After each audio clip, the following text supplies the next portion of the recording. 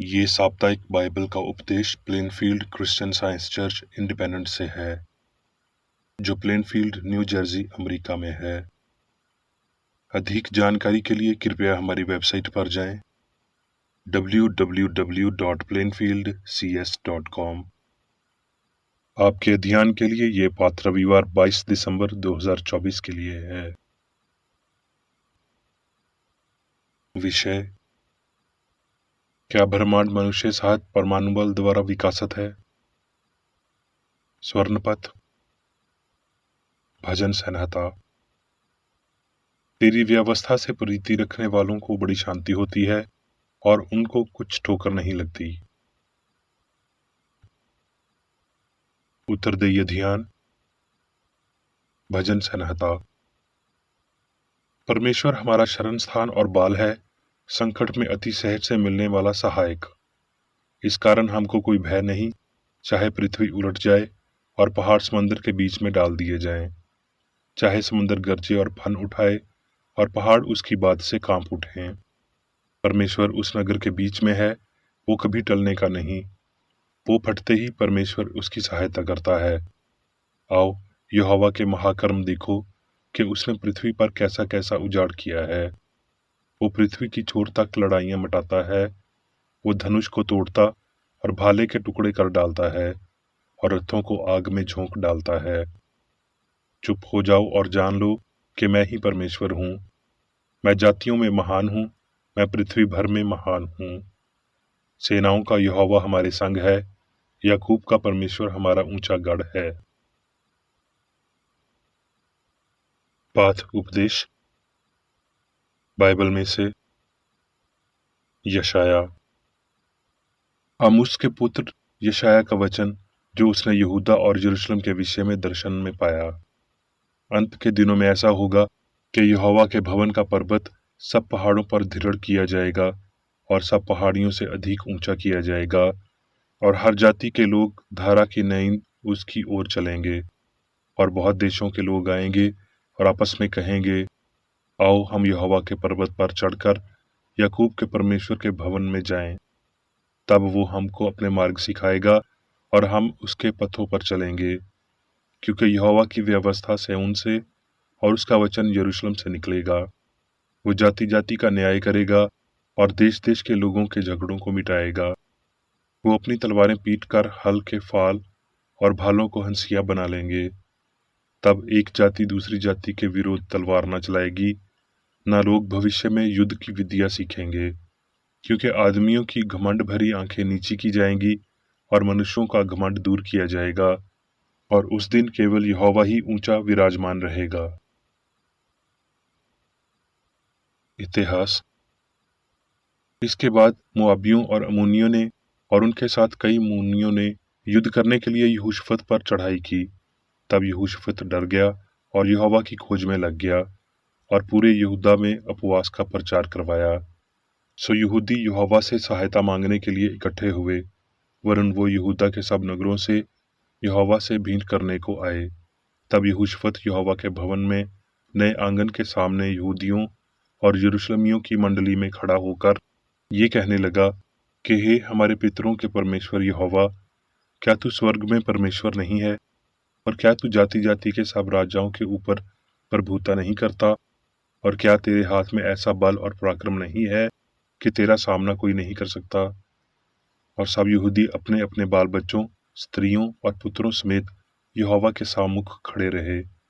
तब यजीएल जो जकरिया का पुत्र था कहने लगा, हे सब यहूदियों, हे यरूशलेम के रहने वालों, हे राजा यहोशफत, तुम सब ध्यान दो। यहोवा तुमसे यूं कहता है, तू इस बड़ी भीड़ से मत डर और तुम्हारा मन कच्चा ना हो, क्योंकि युद्ध तुम्हारा नहीं परमेश्वर का है। इस लड़ाई में तुम्हें लड़ना ना होगा। हे यहूदा और हे यरूशलेम, ठहरे रहना और खड़े रहकर यहोवा की ओर से अपना बचाव देखना। मत डरो और तुम्हारा मन कच्चा ना हो। कल उनका सामना करने को चलना और यहोवा तुम्हारे साथ रहेगा। तब यहोशफत भूमि की ओर मुंह करके झुका और सब यहूदियों और यरूशलेम के निवासियों ने यहोवा के सामने गिरकर यहोवा को दंडवत किया।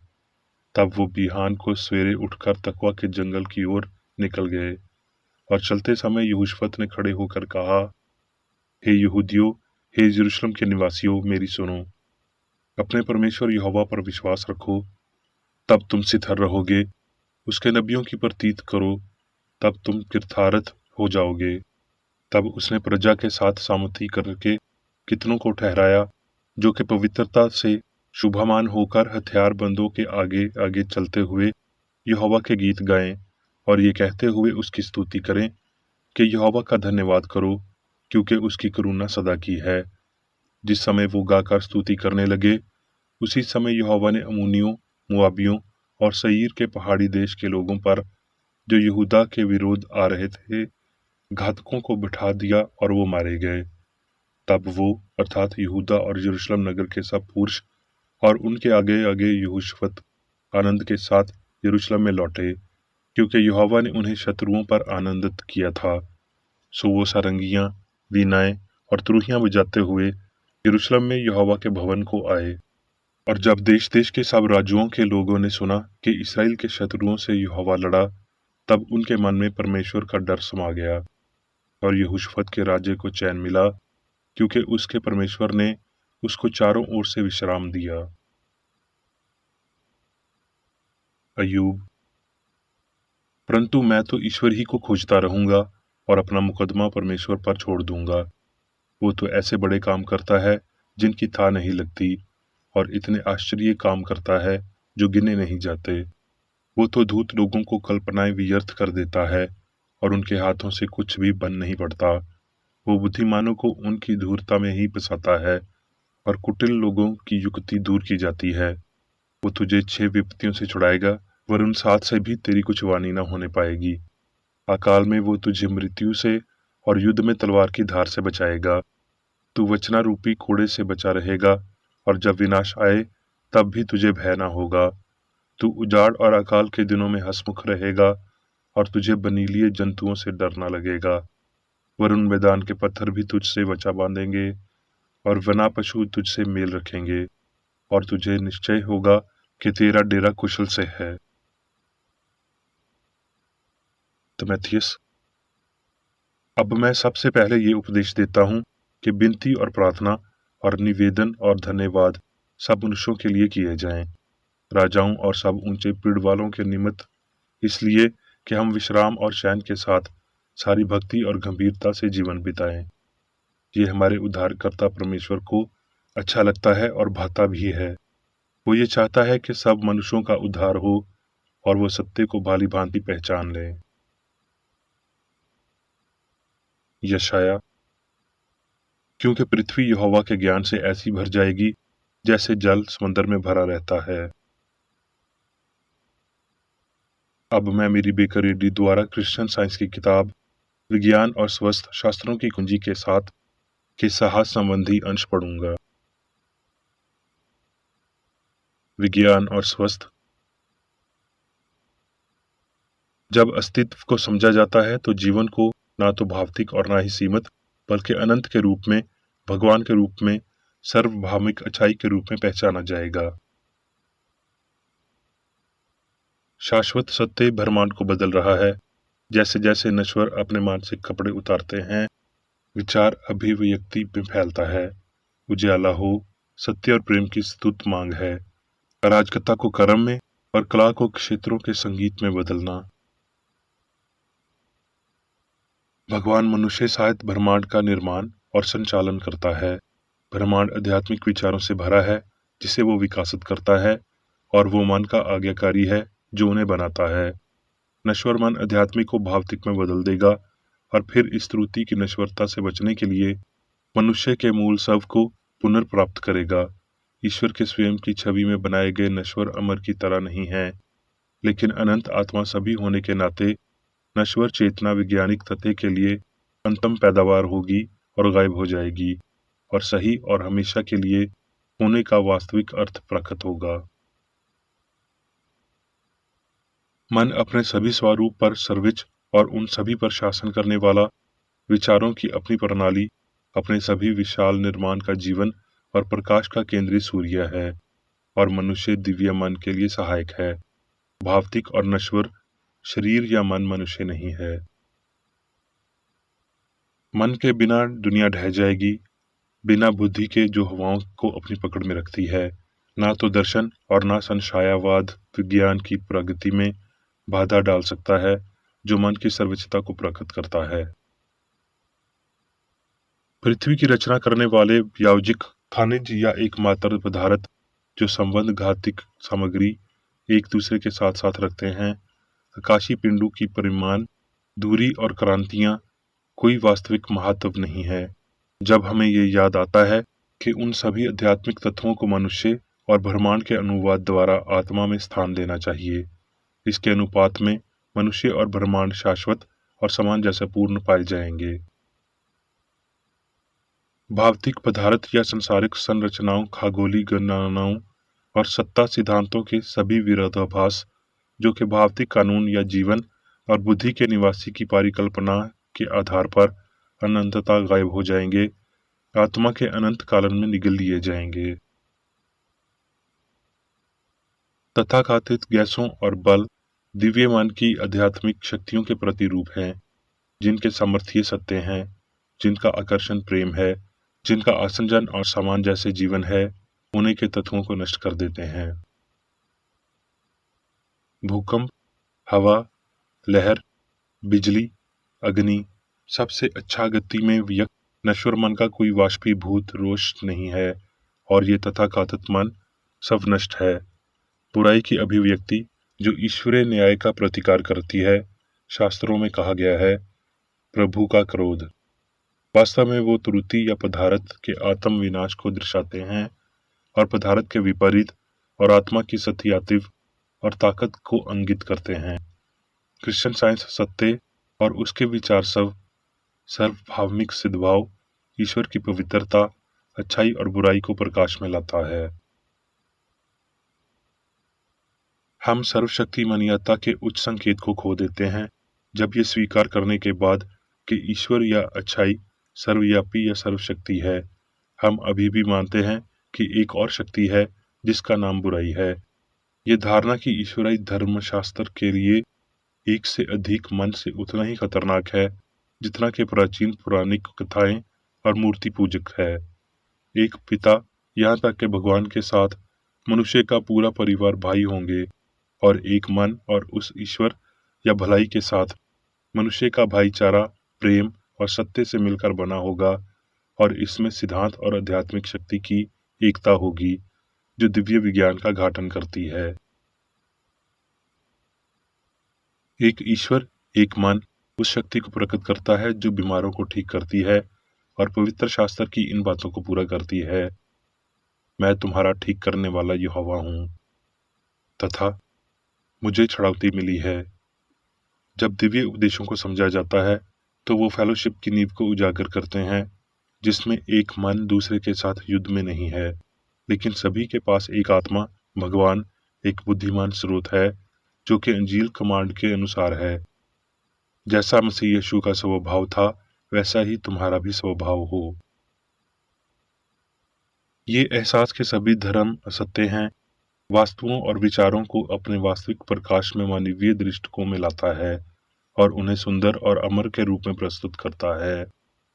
मनुष्य में सिद्धाव उतना ही वास्तविक और अमर है जितना संगीत में है, त्याग असत्य और नश्वर है।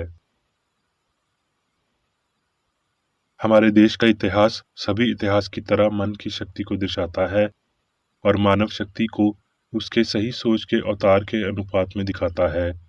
कुछ अमर वाक्य ईश्वरीय न्याय की सर्वशक्तिमत्ता की सांस लेते हुए निरंकुश बेड़ियों को तोड़ने और चाबुक के खंभे और गुलाम बाजार को खत्म करने में सक्षम हैं। पर अत्याचार ना तो लहू में उतरा और ना तोप के मुंह से आजादी की सांस निकली। प्रेम मुक्तिदाता है।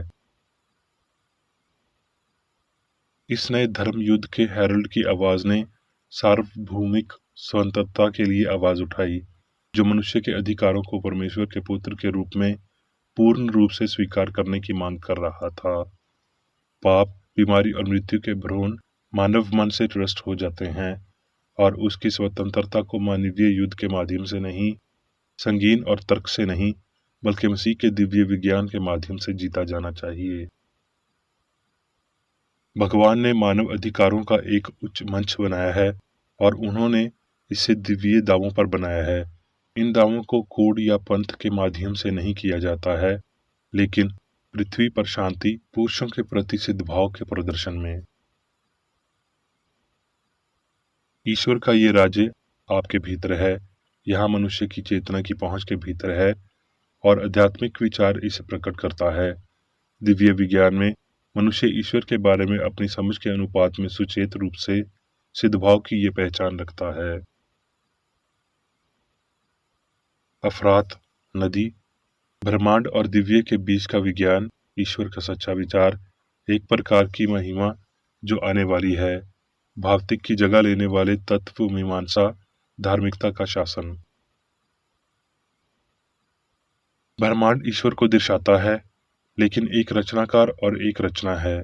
इस रचना में आध्यात्मिक विचारों और उनकी पहचानों का खुलासा होता है, जो अंत में मन में समाहित हैं और हमेशा के लिए परिलक्षित होते हैं। ये विचार अंत से लेकर अनंत तक है और उच्चतम विचार ईश्वर के पुत्र और पुत्रियां हैं। ईश्वरीय विज्ञान ईश्वर का शब्द त्रुटि पर अंधेरे के लिए कहता है, ईश्वर सब में है और हमेशा मौजूद प्रेम का प्रकाश ब्रह्मांड को प्रकाशित करता है। अब मैं मेरी बेकर इरी द्वारा चर्च मैनुअल में दिए गए 3 दैनिक कर्तव्यों को पढ़ूंगा।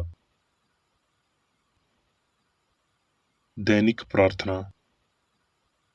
प्रत्येक दिन प्रार्थना करने के लिए इस चर्च के प्रत्येक सदस्य का कर्तव्य होगा, तुम्हारा राज्य आए, ईश्वरीय सत्य, जीवन और प्रेम के शासन को मुझ में स्थापित कर और मुझ पर शासन कर, और तेरा वचन सभी मनुष्यों के स्नेह को समृद्ध कर सकता है और उन पर शासन कर। आदेशों और कर्तव्यों के लिए एक नियम। ना तो दुश्मनी और ना व्यक्तिगत लगाव मदर चर्च के सदस्यों के आदेशों और कर्तव्यों पर लागू करना चाहिए। विज्ञान में दिव्य प्रेम ही मनुष्य को नियंत्रित करता है और एक क्रिश्चियन विज्ञानी प्यार की मीठी सुविधाओं को दर्शाता है। प्यार में डांटने पर, सच्चा भाईचारा, परोपकार और क्षमा में। इस चर्च के सदस्यों को प्रतिदिन ध्यान रखना चाहिए और सभी बुराई दूर करने, भविष्यवाणी, न्याय करने, निंदा करने, परामर्श देने, प्रभावित करने या गलत तरीके से प्रभावित होने से बचने के लिए प्रार्थना करनी चाहिए। कर्तव्य के प्रति सतर्कता। इस चर्च के प्रत्येक सदस्य का ये कर्तव्य होगा कि वो प्रतिदिन आक्रामक मानसिक सुझाव से बचाव करे और भूलकर भी ईश्वर, नेता और मानव जाति के प्रति अपने कर्तव्य की उपेक्षा नहीं करनी चाहिए। उनके कामों से उन्हें आंका जाएगा और वो उचित या निंदनीय होगा।